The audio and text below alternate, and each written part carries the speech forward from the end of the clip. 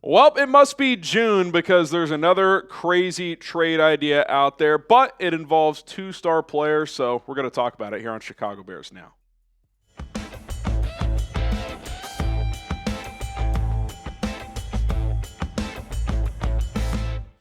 I'm Harrison Graham. Welcome into the show. Happy Monday, everybody. It is June, which means sometimes you get some wonky ideas, but, big names. It's June. Sometimes we need content, and I thought I'd react. Mike Florio kind of did a full article about how Tyreek Hill's contract becomes tradable post-June 1 and that the Dolphins should consider it, and they mentioned the Bears as a team and basically said if the Bears did do it, that trading DJ Moore for Tyreek Hill would make the most sense. And again, my initial reaction to this was, it must be June. This is crazy. This is wild. The money probably doesn't even work. But let's just dive into it. As I dove into it, did my research, and tried to make sense of this to the best of our ability. Let's first get to what Florio was saying about the Dolphins potentially trading Hill. He said it makes sense for the Dolphins to consider the opportunity to get a clean slate.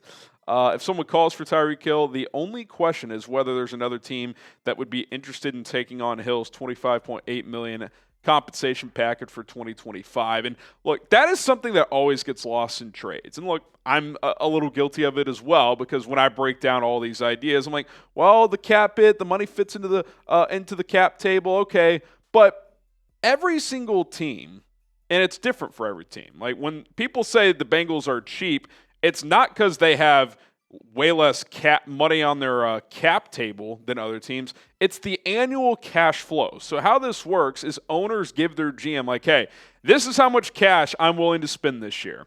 Go get after it, right? The Eagles, Jeffrey Lurie, it's basically limitless. Howie Roseman, you can do whatever you want. If you think it'll make our team better, go for it. The Bears historically have been on the cheaper end, although recently they've acted like a real franchise and spent more. But I think at this point in the offseason, I'd be stunned if the Bears were like, yeah, let's bring in another $26 million in cash flow this year that we owe a player to take on Tyreek Hill. With how aggressive they've already been this offseason, that would actually be pretty surprising. And even I would understand not doing that just from a money standpoint. Okay, more from Florio, bringing the Bears into the conversation. He said the Bears would also be an intriguing option after he talked about a few other teams, especially with former Chiefs offensive coordinator Eric Bieniemy on the coaching staff, but they're currently loaded at receiver. It wouldn't work unless they sent DJ Moore to Miami as part of the trade. So let's just look at the cap hit part of this, right? Post-June 1 this year, you could trade DJ. $4 million dead money, $21 million in cap savings. Now, before this, when people have asked, could they trade DJ Moore? Pre-June 1 is dead cap money is like $60 million. So, the answer to that is no. From a cap hit standpoint, yes, they could trade him after June 1st. Now, a new team bringing him on, the cap hit for this season will be $20.9 million. So, a reasonable number, right, for a player of DJ Moore's caliber. Flip side, Tyreek Hill.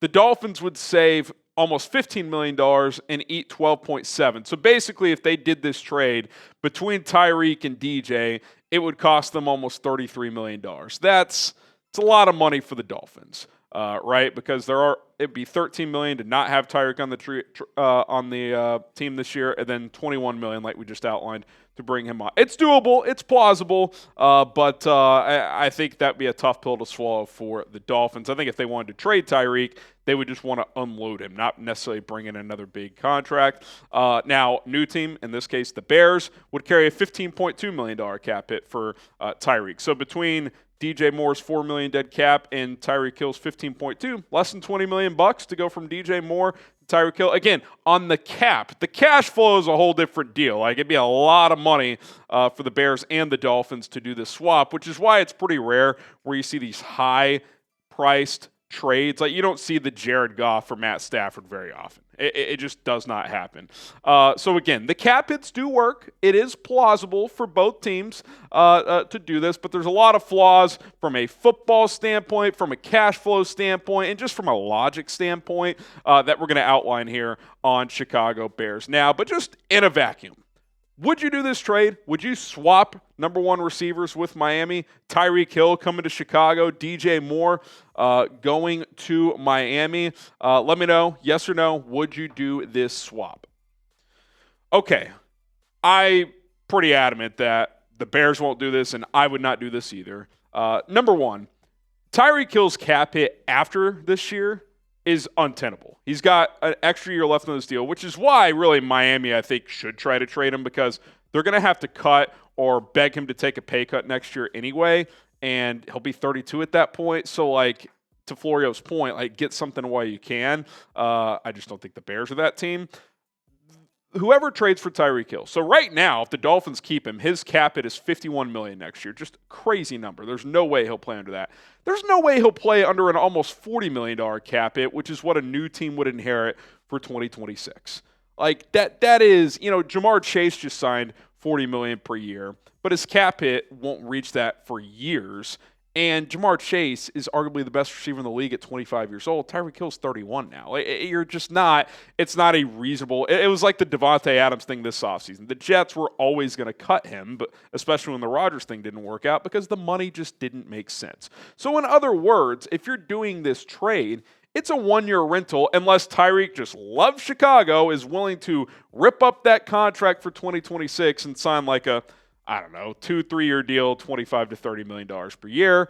But that'd be a lot of what ifs, right? That's a big hypothetical that you just don't even know. And by the way, would you want to give him a new 2-3 year deal at 32 years old next offseason?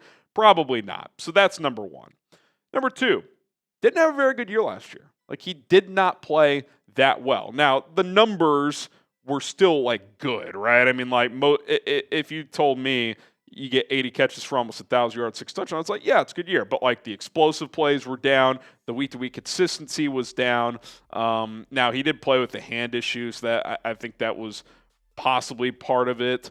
But I think it's fair to say with Tyreek Hill's play style, which is based on speed, change of direction, explosiveness, like, the older you get, the quicker you can fall off. Now, if I was a betting man, would I say Tyreek Hill is going to get back to over 1,000 yards this year? Yeah, because I've seen his body of work, but I think his 1,700-yard days are over. Like, I just don't think you're getting that player back. Now, for a couple years, could he be 1,100 yards? Yeah, I mean, I still think he's got the speed and the ability after the catch to change games anytime he touches the ball. But if you're being reasonable, he's 31 this year. His best days are probably behind him. Doesn't mean he can't be good. Doesn't mean he's not still a number one receiver in the short term. But I don't think you're getting some 5-year runway of a dominant player. All right, subscribe to the channel. We'll get to more reasons why I would not trade for Tyreek Hill in a second. We'll be live this afternoon, by the way. We'll preview mandatory minicamp, which starts tomorrow. Take your questions, plus cover everything else going on with the Chicago Bears. So don't forget to subscribe. Turn on those notifications. We got you guys covered. Okay, number 3. He just brings a lot of baggage and distractions. He's had some legal issues in the past, some other accusations. Most of those have kind of gone away over the years, but it just seems like there's always something going on. And again, right, when he's giving you 1,500 yards, it's like you're kind of willing to deal with certain things to a certain line. Now, certain things you're not going to look past, obviously, but, if Rashee Rice gets into a crazy speeding accident and has guns in the car, but he's the Chiefs' number one receiver, they're going to let that situation play out. But if it's an aging, declining player, that's a different story, right? And would the Bears want this, right?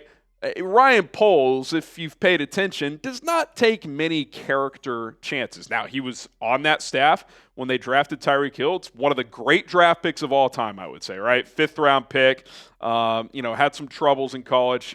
Had to leave Oklahoma State. But for about a 7-year window has been one of the most uniquely dominant players in the history of the sport.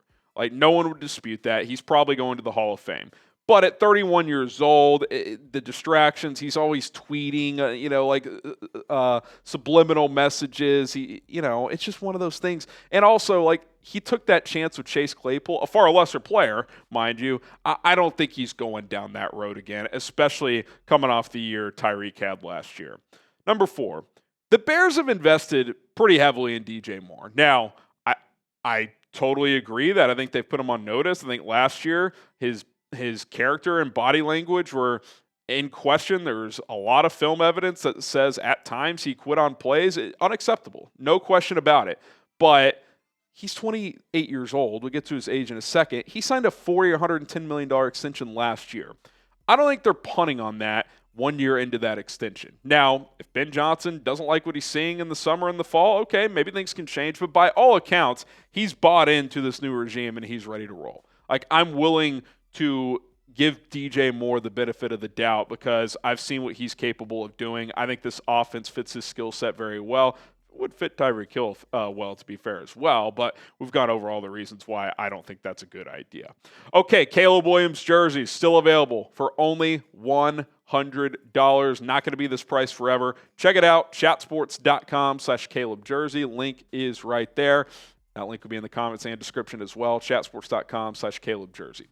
Okay, and then just the blunt fact that DJ's 3 years younger. Do I think Tyreek Hill has been a better player than DJ Moore? I do. Of course I do. There was real stretches of his career where I think Tyreek Hill was the best receiver in the league. DJ Moore has never been that. He will never be that. But I think it's reasonable to think that DJ Moore moving forward will be a better NFL player than Tyreek Hill. And look, this is a big year for DJ. I just mentioned, like, it wasn't the smoothest year last year. Like, he got called out by film study people for quitting on routes at times. And, you know, I think when Ben Johnson comes in and says no block, no rock, I think DJ's probably someone he's calling out, right? And sometimes you need someone to call you out in life. Like, hey, this C-plus effort isn't good enough. Like, just because you're uber talented doesn't mean on certain plays you can take off. Like, won 5 games last year, man. Like, no one is above the team at this point. So I like DJ. I think in general he's a high character guy. I think he brings a lot to the table. I still believe in what he's going to do for this team, and I'm not ready to move on from that yet. If him and Tyreek were the same age, if the cash flow wasn't crazy, yeah, I would take Tyreek Hill in a nutshell over DJ Moore. But that's not the situation. And there's a reason this is being proposed because Tyreek Hill is trending down. I don't know if DJ Moore is trending up, but there's a chance that he is still ascending as a player in his career, whereas with Tyreek, even if he bounces back, he's not getting back to that, like I said, 1,700-yard player. At least I don't think. Okay, who do you guys think will lead the Bears in receiving this year? Is it going to be DJ? Could Rome overtake him?